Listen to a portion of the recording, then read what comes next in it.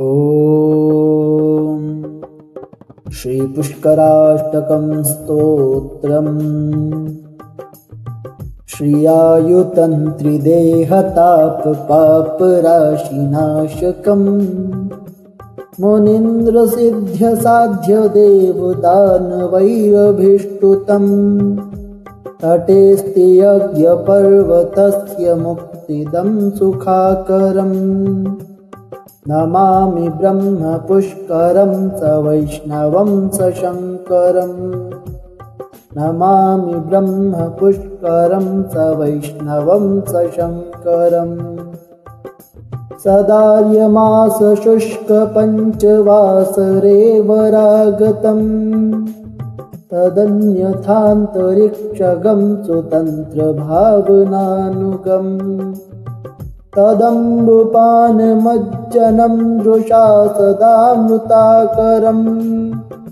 नमामि ब्रह्मपुष्करं स वैष्णवं स शङ्करम् नमामि ब्रह्मपुष्करं स वैष्णवं स शङ्करम्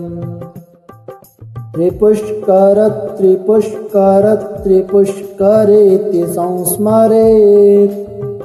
स दूरदेशगोपीयस्तदङ्गपापनाशनम् प्रपन्नदुःखभञ्जनं सुरञ्जनं सुधाकरम् नमामि ब्रह्मपुष्करं स वैष्णवं स शङ्करम् नमामि ब्रह्मपुष्करं स वैष्णवं स शङ्करम् नुकण्डुमङ्कणौ पुलस्त्य कण्वपर्वतास्थिता अगस्त्य भार्गवौ दधीचि नारदौ शुकादयः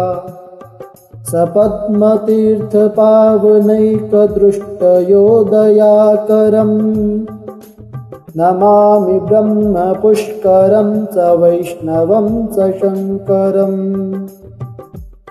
नमामि ब्रह्मपुष्करं स वैष्णवं स शङ्करम् सदा पितामहेक्षितं वराहविष्णुनेक्षितम् तथा महेश्वरेक्षितं सुरासुरैः समीक्षितम् इहैव भुक्तिमुक्तिदं प्रजाकरं घनाकरम् नमामि ब्रह्मपुष्करं स वैष्णवं स शङ्करम् नमामि ब्रह्मपुष्करं स वैष्णवं स शङ्करम्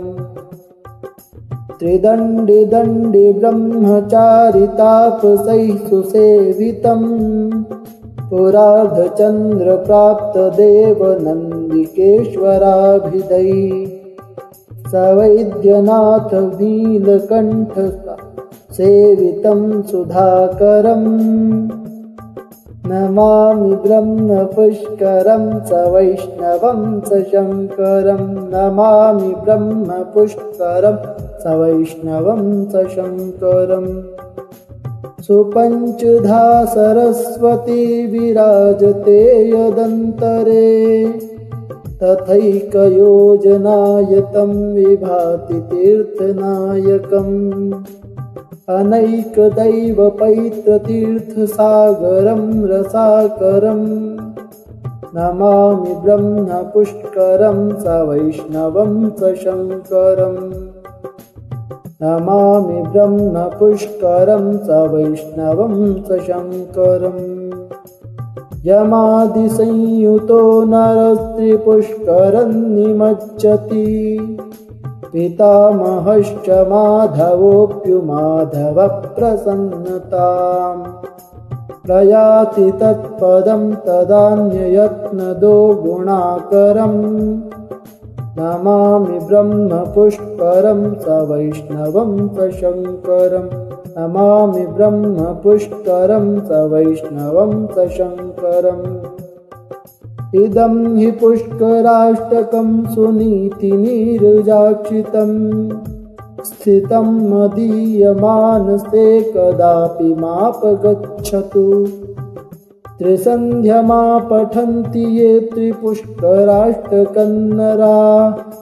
प्रदीप्तदेहभूषणा भवन्ति मेषकिङ्कराः प्रदीप्तदेहभूषणा भवन्ति मेषकिङ्कराः। इति श्रीशङ्कराचार्यविरचितं श्रीपुष्कराष्टकं स्तोत्रम्।